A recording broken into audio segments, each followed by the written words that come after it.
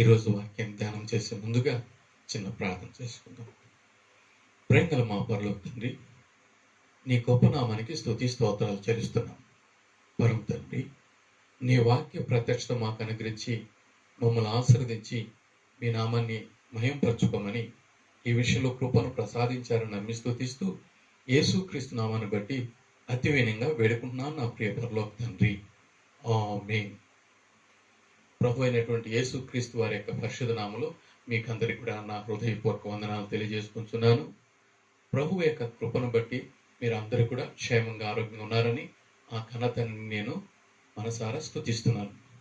ఈరోజు వాక్య ధ్యానమునకై పరిశుద్ధ గ్రంథంలో నుంచి రోమపత్రిక 16వ అధ్యాయం 12వ వచనాన్ని చదువుకొని ధ్యానం చేస్తాం.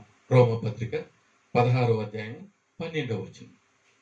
ప్రభువునందు ప్రయాసపడు త్రుఫైనాకును త్రుపోసాకును వందనములు అన్నటువంటి వచనాన్ని మనము చదివినాం. ఈరోజు వాక్య అంశము గమనించినట్లయితే, ప్రభువునందు వ్యర్థం కాని త్రుఫైనా త్రుపోషల ప్రయాస. ప్రభువునందు వ్యర్థం కాని త్రుపైన త్రుపోషల ప్రయాస. ఈ ఇద్దరు సహోదరులు రోమా సంఘంలో ఉన్నారు. ఈ సంఘము రోమ పట్టణంలో ఉన్నది. వీరు బహుశా అక్కా చెల్లెళ్ళై ఉండవచ్చు, లేకపోతే కవల పిల్లలై ఉండవచ్చు,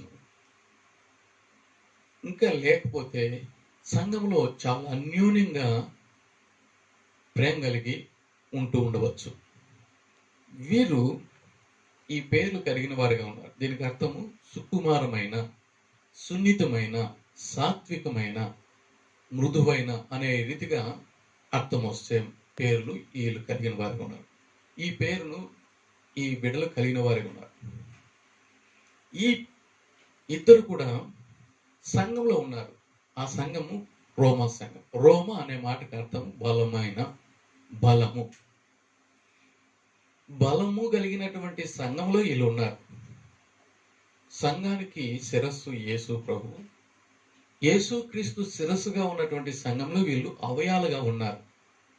సంఘములో వీరు సహోదరులుగా ఉంటే వీరు బలము కలిగిన వారుగా మనం చూడగలుగుతున్నాం. రోమా అనే మాటకు అర్థం బలం. వీరు బలము కలిగిన వారుగా ఉన్నారు. బలాన్ని దేవుని కొరకు మనం ఉపయోగిస్తే అది వ్యర్థం కాదు. దేవుని నామంలో దేవుని కొరకు మనం ఏమైనా కానీ ఉపయోగిస్తే అది ఎప్పుడు కూడా వ్యర్థం కాదు. ఈ లోకంలో దేవుడు లేకుండా ఏమేమి కార్యాలు చేస్తారో అవన్నీ కూడా వ్యర్థమే. దేవుణ్ణి కలిగి ఏ చిన్న కార్యం చేసినా దానివల్ల దేవునికి ఎంతో మహిమ, దానివల్ల ఎంతో ప్రయోజనము ఉండగలుగుతుంది. కనుక ఈ ఇద్దరు సహోదరులను మన ఎదుటి దేవుడు పెడుతున్నారు. వీరు ప్రభువునందు బలాన్ని దేవుని కొరకు ఉపయోగిస్తున్నారు. దావీదు అనే భక్తుడు చెప్తున్నాడు, యెహోవా నా బలము. వీరికి కూడా దేవుడే బలం. వీరికే కాదు మనందరికి కూడా బలం దేవుడే. దావీదుకే కాదు మనందరికి కూడా దేవుడే బలం. దేవుని బలాన్ని దేవుని కొరకు మనం ఉపయోగిస్తే అది ఎంతో ధనికరం, మనకెంతో ఆశీర్వదాయకం, దేవునికి ఎంతో మహిమదాయకం. కనుక ప్రభువునందు ఉన్నటువంటి వారికి, అనగా సంఘమందు ఉన్నటువంటి వారికి, అంటే క్రీస్తునందు ఉన్నటువంటి వారికి బలము, ఆ బలము దేవుడై ఉంటున్నాడు. ఆ బలాన్ని దేవుని కొరకు ఉపయోగించేవారిగా ఉంటున్నారు. ఈ సహోదరులు యవన ప్రేమలో బహుశా ఉండవచ్చును. వీరి యొక్క బలాన్ని దేవుని మహిమార్త వాడుకునేవారుగా ఉంటున్నారు. వీరిని దేవుడు మన ఎదుట పెట్టాడంటే మనం కూడా ఆ విధంగా ఉండాలని, ఈ బలాన్ని, దేవుడిచ్చిన బలాన్ని దేవుని కొరకు ఉపయోగించాలని దేవుడు ఆశించి ఈ మాటను దేవుడు మనకు తెలియజేస్తున్నాడు. వాక్యం ద్వారా బలం పొందుకోగలుగుతాం, ప్రార్థన ద్వారా బలం పొందుకోగలుగుతాం, విశ్వాసం ద్వారా బలం పొందుకోగలుగుతాము. పరిశుద్ధ ఆత్మదేవుడు మనకు కలిగించిన సహవాసం ద్వారా, స్తుతి ద్వారా, ఆరాధన ద్వారా ఎన్నో రీతులుగా ఆత్మీయమైనటువంటి బలాన్ని మనం పొందుకోగలుగుతాం. దేవుడిచ్చిన ఈ బలాన్ని దేవుని మహిమార్థం వాడుకునే దానికోసమని ఈ సహోదరులను మన ఎదుట దేవుడు పెడుతున్నాడు. దేవుని నామములో మనకిచ్చిన బలాన్ని మనం ఉపయోగించినప్పుడు అది చాలా ఆశీర్వాదకరంగా ఉండగలుగుతుంది, ఫలభరితంగా ఉండగలుగుతుంది. దేవుడు లేకుండా ఉన్నటువంటి బలాన్ని వ్యర్థముగా ఉపయోగిస్తే, లోకానుసారంగా ఉపయోగిస్తే, లోకకార్యాలకు ఉపయోగిస్తే అది వ్యర్థం. ఈ లోకంలో ఎన్నో కార్యాల్లో వారి వారి బలాన్ని ఉపయోగించి వ్యర్థమయ్యేవారుగా ఉంటున్నారు. అయితే దేవుని నామములో దేవుని బలాన్ని దేవుని కొరకు ఉపయోగిస్తే మనకెంతో మేలని దేవుడు తెలియజేస్తున్నాడు. ప్రసంగి గ్రంథంలో 11వ అధ్యాయంలో 1వ వచనంలో, మీ ఆహారాన్ని నీళ్ళ మీద వేయండి, అది కొన్ని దినముల తర్వాత కనపడుతుందని రాయబడింది. ఒక దేవుని సేవకుడు ఈ మాటలు చెప్పినప్పుడు ఒక ముసలామ, అవును, నేను బలహీనరాలుగా ఉన్నాను, కానీ దేవుని బలాన్ని బట్టి ఏమైనా ఒక కార్యం చేయాలా, నాకిచ్చిన ఈ బలాన్ని ఉపయోగించుకునేటట్లుగా ఒక చిన్న కార్యం ఏదైనా చేద్దాం అనుకునేసి దైవదాసులు చెప్పినటువంటి మాటను ఈ అమ్మ మనసులో పెట్టుకొని దేవుడు వాక్యాన్ని ఒక పేపర్లో రాసి దాన్ని అలాగా ఒక ప్లాస్టిక్ చిన్న కవర్లో పెట్టి, మరలో ఒక చిన్న రాయి కూడా దాంట్లో పెట్టి, తాను ఉన్నటువంటి ఊరికి కొంత దూరంలో ఉన్నటువంటి ఒక కాలంలో వదిలింది. రాయి పెట్టిన కారణం బట్టి అది అక్కడ ఒక చోట మునిగిపోయినది. అది చిన్న చిన్నగా ఆ దారిలోకి వచ్చినది. ఒకరోజు ఒక యవనస్తుడు కష్టాలు తట్టుకోలేక, బాధలు తట్టుకోలేక, వ్యసనాలు తట్టుకోలేక, ఈ జీవితం మీద విరక్తి కలిగి ఎలాగైనా చనిపోదాము, ఆత్మహత్య చేసుకుందామని, ఎలా చనిపోతే వీలైతుంది, ఎలా చనిపోవాలా అనుకొని ఆ ఊరు నుంచి కాలువ దాటుకొని బయట వెళ్ళి ఏమైనా ప్రయత్నం చేద్దాము అనుకుని వస్తున్నాడు. ఆ కాలువ దాటేటప్పుడు ఈ వేసినటువంటి ఆ ప్లాస్టిక్ కవర్ ఇతని కాలు గుచ్చుకునింది. అది కరెక్ట్గా దారిలోకి వచ్చి ఆ దాటుకునే స్థలానికి వచ్చినది. ఇదేందిరా, చచ్చిపోదాం అనుకుంటా ఉంటే ఇదేందో నాకు నొప్పి కలిగింది అనేసి చిన్నగా దాన్ని తీసుకొని విప్పితే వాక్యం ఉంది. ప్రభువారు మన కొరకు, యేసు ప్రభువారు మన కొరకు కలువరి సెలవులో ప్రాణత్యాగం చేశారు. యేసుక్రీస్తు నామములో విశ్వాసం వస్తే రక్షణ, ఆరోగ్యం, శాంతి, సమాధానం, నిత్యజీవం వస్తాయని మాటలు చదువుకోగలిగారు. నేను చనిపోయేటప్పుడు ఈ వాక్యం దొరికిందే అనేసి అతడు ఆలోచన చేసి, ఓ దేవుడా, నేను చనిపోవాలనుకుంటున్నాను, కానీ నాకు ఈ మాట దయచేసావు, నేను నమ్ముకుంటాను, నాకు దిక్కుగా ఉండు, నాకు సహాయం చెయ్యి, నా సమస్యలన్నీ పరిష్కరించు అని మనసులో అనుకొని చనిపోకుండా స్టాప్ చేసి ఆ దేవుని తలుచుకుంటా ఉంటే ఒక్కొక్క రోజు అతనికి ఉన్నటువంటి సమస్యలన్నీ తీరిపోతున్నాయి, బాధలన్నీ తీరిపోతున్నాయి, కష్టాలన్నీ తొలగిపోతున్నాయి, అతనికి నెమ్మది ఏర్పడుతున్నది. ఇప్పుడు క్రమంగా యేసుని నమ్ముకొని ప్రార్థన చేసుకుంటాం. ఆ ఊరికి ఒక దైవ సేవకులు వచ్చి వాక్యం చెబుతూ, మీ జీవితాల్లో దేవుడు ఏమైనా కార్యాలు జరిగిస్తే సాక్ష్యం చెప్పమన్నప్పుడు ఈ యవనస్తుడు చెప్పాడు, నేను చనిపోదామని వెళ్ళేటప్పుడు ఒక ప్లాస్టిక్ కవర్లో ఉంచబడిన దేవుని వాక్యాన్ని నాకు దేవుడు దొరికేటట్లు చేశాడు. ఆ వాక్యం చదివి నేను మారిపోయాను. అది ఎవరు వేశారో కానీ దేవుడు నాకు ఆ విధంగా దొరికేటట్లు చేశారని చెప్పినప్పుడు, అవ్వలేసింది, వేసింది నేనే అని ఆమె చెప్పింది. నేను బలహీనరాలని, అయితే దేవుడు నాకు ఇచ్చిన బలాన్ని కూడగట్టుకొని దేవుని వాక్యంలో పవర్ ఉన్నదన్నటువంటి విశ్వాసం కలిగి నేను వేశాను. నిజంగానే దేవుడు మీ ఆహారాన్ని నీళ్ళ మీద వేయండి, ఒకరోజు అది తేలుతుందనే రీతిగా ఈ బిడ్డకు ప్రయోజనం అయినది అని ఆ రుద్రాలు సాక్ష్యం చెప్పగలిగింది, ఈ యవనస్తుడు సాక్ష్యం చెప్పగలిగారు. కనుక ఆ బలాన్ని ఉపయోగించినటువంటి రుద్రాలు తనకున్నటువంటి కొద్ది బలాన్ని దేవుని కొరకు వాక్యాన్ని రాసి నడవలేకుండా నడిచి ఆ నెలల్లో వేసిన దాన్ని బట్టి ఒక ప్రాణాన్ని రక్షించేదానికి దేవుడు సహాయం చేశాడు. ఆమె తనకిచ్చిన బలాన్ని నడవలేకుండా నడిచి ఈ కార్యం చేసిన దానికి ప్రతిఫలాన్ని దేవుడు అనుగ్రహించాడు. ఒక నిండైన ఆత్మను దేవుడు కాపాడాడు. ఒక గొప్ప సాక్షిగా ఉండేటట్లుగా దేవునికి మహిమ కలిగేటట్లుగా దేవుడు చేశాడు. కనుక ప్రేమిన వాళ్ళరా, దేవుడు మనకి ఏమైతే బలం ఇచ్చాడో ఆ బలాన్ని దేవుని కొరకు ఖర్చు చేస్తే దేవుని నామలో ఉపయోగిస్తే దానివల్ల దేవునికి ఎంతో మహిమని, మనం ఎంతో ఫలితాన్ని పొందుతాం, అనేక మంది మేలు పొందుతారని దేవుడు తెలియజేస్తున్నాడు. యేసు ప్రభు వారు ఆయన నీ కొరకు నా కొరకు బలాన్ని ఇచ్చేశాడు. యవన ప్రాయంలో ఆయన మన కొరకు ప్రాణం ఇచ్చాడు. కనుక ఇది మనకు జ్ఞాపకం ఉంచుకొని బలవంతుడైనటువంటి దేవుణ్ణి బలమైనటువంటి కార్యాలు చేసేదానికోసం నిన్ను నన్ను ఆయన ఇచ్చేటువంటి ఆత్మ బలం చేత మనలో వాడుకునేదానికి కృపను అనుగ్రహింప చేయునుగాక. నెహెమ్యా 8:10 చూస్తే ఆయన యెహోవా యందు ఆనందించేవారు బలం పొందుతారని, యెషయా గ్రంథం 40:31 చూస్తే యెహోవా కొరకు ఎదురు చూసేవారు నూతన బలాన్ని పొందుకుంటారని దేవుని వాక్యాలు మనము పరిశుద్ధ గ్రంథంలో చూడగలుగుతాం. కనుక దేవుని బలాన్ని మనం పొందుకుంటే, ఆ బలాన్ని దేవుని మహిమార్థం వాడుకుంటే దేవుడు మరి ఎన్నో ఆత్మలకు మేలు చేకూర్చేవాడుగా ఉంటున్నాడు మన ద్వారా. కనుక అలాంటి కార్యం చేసేదానికి దేవుడు కృపను మనకు అనుగ్రహింప చేయునుగాక. దేవుడు మనములు ఆత్మతో బలపరచునుగాక, కృపతో బలపరచునుగాక, వాక్యముతో విశ్వాసముతో బలపరచునుగాక. ఈ బలాన్ని మనము దేవుని మహిమార్థం వాడుకోవడానికి ఆత్మదేవుడు మనం నడిపించునుగాక.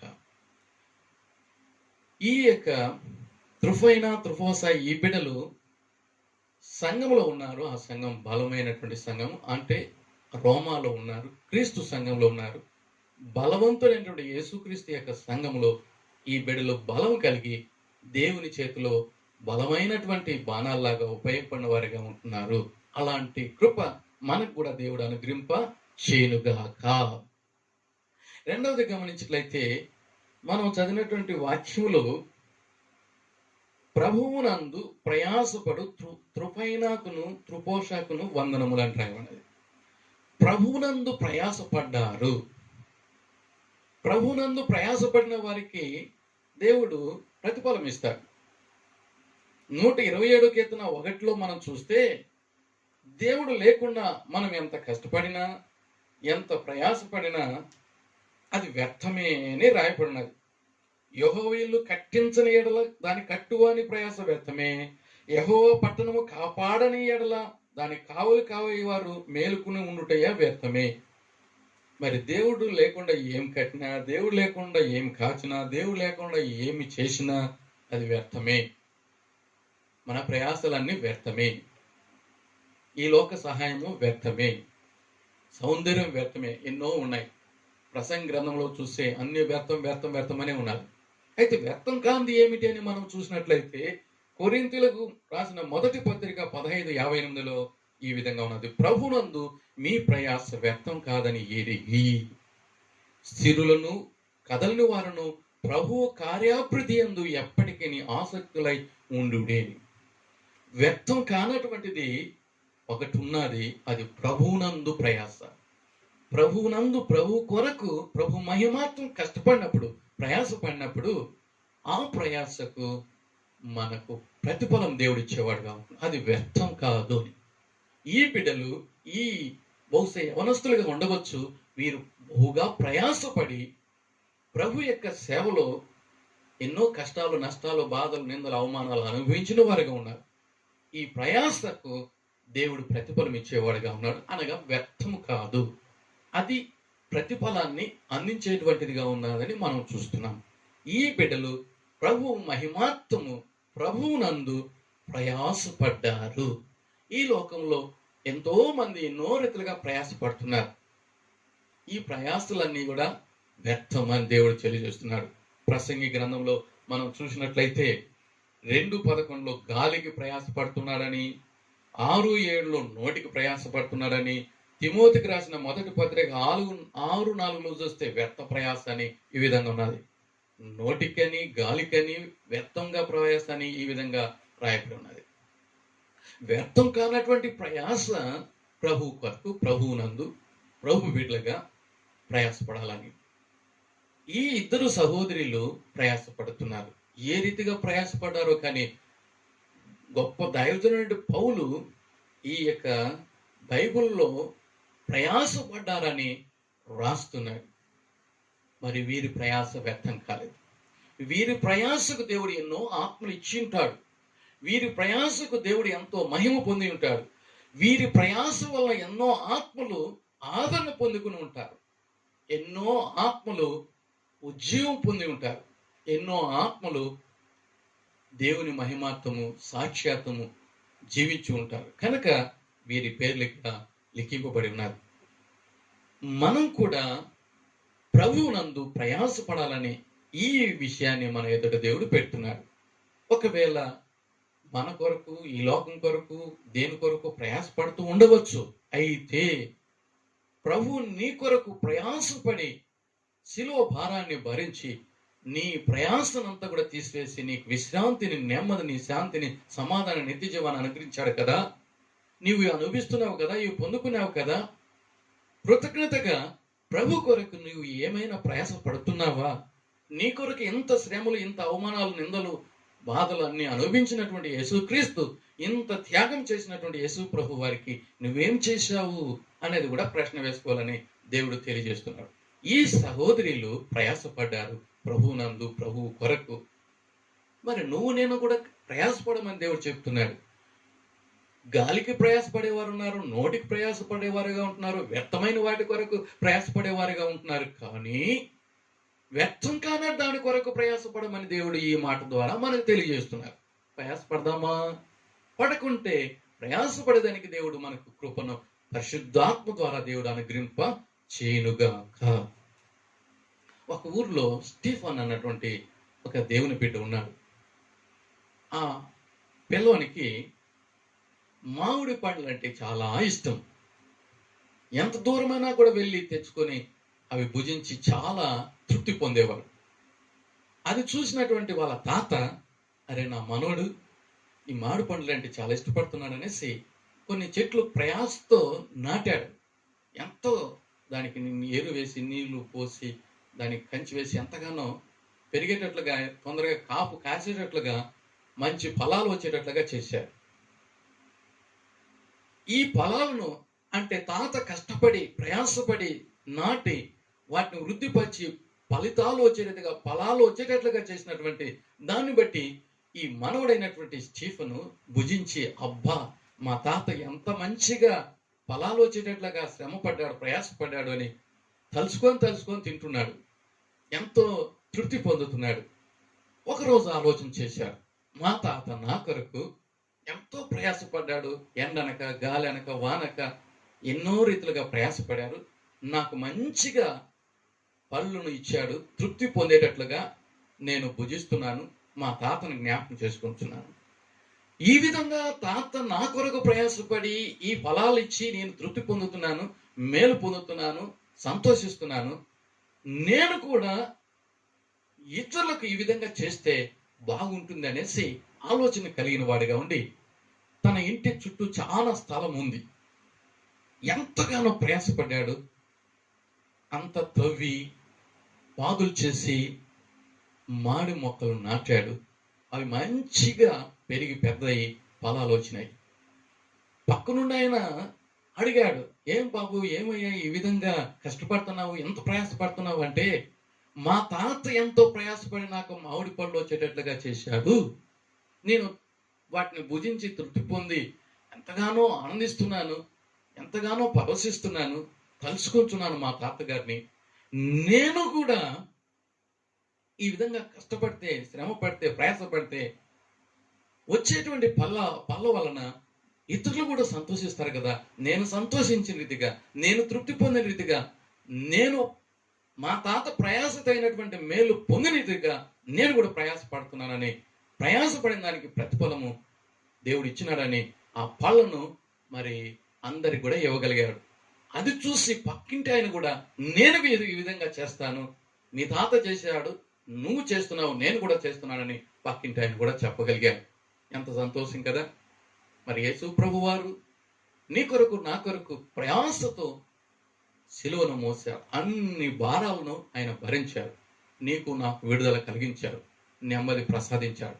ఇంతగా ప్రయాసపడిన దాన్ని బట్టి ఈరోజు మనము రక్షణను, ఆరోగ్యాన్ని, శాంతిని, సమాధాన్ని, సమస్తాన్ని అనుభవిస్తున్నాము. మరి నీవు ప్రభువు నామంలో, ప్రభువు నందు, ప్రభు కొరకు ఏమైనా ప్రయాసపడుతున్నావా? నీ కొరకే, నీ యొక్క కార్యాల కొరకే, లోకం కొరకే ప్రయాసపడుతున్నావా?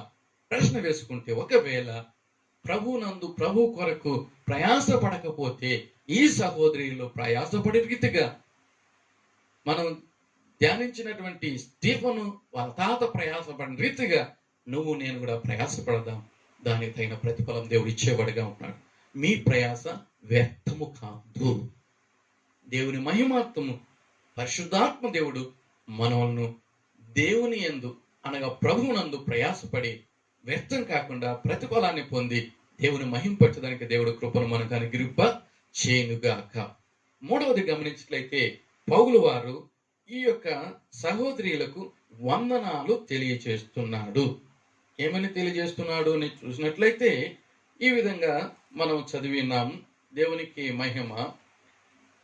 వారు ప్రభువునందు ప్రయాసపడిరి, వారికి వందనములు అని చెప్తున్నాడు. వందనాలు 16:12 ప్రకారంగా మనం చదివినాము. ఈ విధంగా త్రుఫైనాకును త్రుఫోషాకును వందనములు, వందనాలు చెప్పేవాడుగా ఉంటున్నాడు. ఇంకా కూడా మనం గమనించినట్లయితే ఫిలిప్పీలకు రాసిన పత్రిక 4వ అధ్యాయం 21వ వచనంలో కూడా చూసినట్లయితే ఇక్కడ ఈ మాటను మనం చదువుకోగలుగుతాం. ప్రతి పరిశుద్ధునికి క్రీస్తు యేసునందు వందనములు చెప్పుడి. వందనములు చెప్పుటలో వారిని మనం ప్రభునందు అని చెప్తున్నాడు. ప్రభునందు వందనములు చేసుకోవాలి. పరిశుద్ధులందరికీ, దేవుని బిడ్డలేంటి మనం ఒకరికొకరు వందనములు చేసుకోవడం. మీరు దేవుని ఘనపరిచినట్లయితే దేవుడు మనల్ని ఘనపరుస్తాడు. దావీదు యుద్ధము యెహోవాదే అని చెప్పి బలము దేవుని ఆత్మ ద్వారా పొంది ప్రభు బిడ్డగా ముందుకు వెళ్ళి దేవుని నామంలో యుద్ధం చేసినప్పుడు దేవుడు అతని పక్షాన నుండి యుద్ధం చేసి గొప్ప విజయాన్ని చేకూర్చినాడు. దావీదు దేవుణ్ణి ఘనపరిచాడు కాబట్టి దావీదును దేవుడు ఘనపరిచాడు. ఉన్నత సింహాసనం మీద కూర్చోబెట్టాడు. ఒక చిన్న గొర్రెల కాపరిగా ఉన్నటువంటి దావీదు దేవుని ఘనపరిచాడు గనక దావీదును దేవుడు ఘనపరిచాడు. ఇక్కడ వందనాలు చెల్లిస్తున్నారు.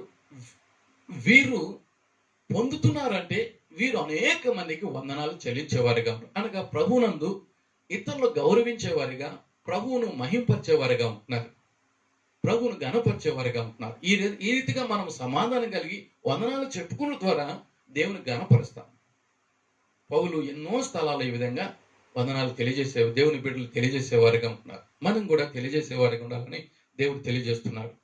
కనుక అది ఒక దేవుని బిడ్డలకు ఒక మంచి మర్యాద, గౌరవం. ఈ పద్ధతిని, ఈ క్రమాన్ని మనం అనుసరించేవారిగా, చేసేవారిగా, ఆచరించేవారిగా ఉండాలని ఈ మాటను మన ఎదుట పెడుతున్నారు. ఇవుడి మీకు ఇవ్వబడును, give respect and take respect అని ఉన్నది. మర్యాద ఇచ్చి మర్యాద పొందుకోవాలి. మనం వందనం చెల్లిస్తే వాళ్ళు కూడా వందనం చెల్లిస్తారు. ప్రైజ్ లార్డ్ చెప్తే ప్రైజ్ లార్డ్ చెప్తారు. దేవునికి స్తోత్రం అంటే స్తోత్రం అని చెప్తారు. ఆ విధంగా స్పందన ఉంటుంది. వీరు ఇతరులకు ఎంతో మందికి వందనాలు చెల్లించారు కాబట్టి ఇప్పుడు దేవుని సేవకుడైన పౌలు ద్వారా వందనాలు పొందుతున్నారు. ఇవుడి అంటే ఇచ్చినప్పుడు మనము ఇచ్చిన దానికి ప్రతిఫలం పొందుకోవాలి. వీరు పొందుకుంటున్నారు.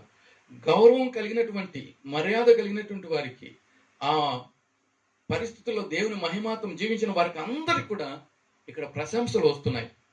పౌలు ద్వారా దేవుడు కూడా మనల్ని ఘనపరిచేవాడుగా ఉంటున్నాడు.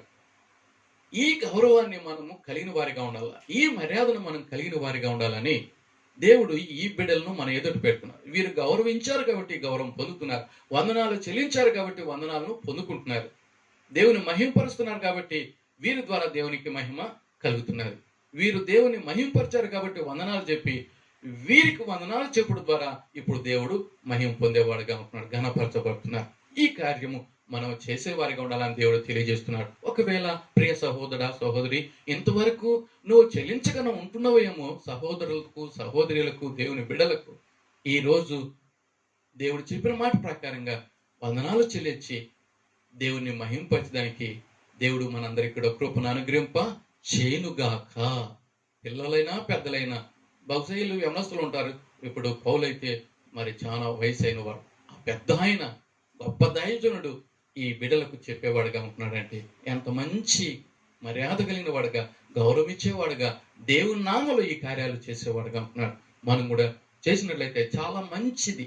అలాంటి మరి గౌరవమైనటువంటి మర్యాద అయినటువంటి పద్ధతిని మనం కలిగిన వారికి ఉండడానికి దేవుడు సహాయం చేయనుగాక. ఒకసారి ఒక తోపుడు బండిలో ఒక ఆయన వ్యాపారం చేస్తూ ఉన్నాడు, పండ్ల వ్యాపారం. ఆ పండ్లు తోపుడు బండ్లో పెట్టుకుని తీసుకొని వెళ్ళి వ్యాపారం చేసేటువంటి సందర్భంలో ఒక వ్యక్తి వచ్చి, ఒరేయ్ ఆకలిగా ఉంది, ఓ పండిరా అన్నాడు. ఎంత మర్యాదగా అడుగుతున్నాడు? మర్యాద లేదు.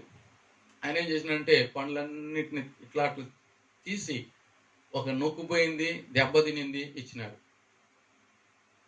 ఇంకొక వ్యక్తి వచ్చి, స్నేహితుడా ఆకలిగా ఉంది, ఓ పండి అన్నాడు.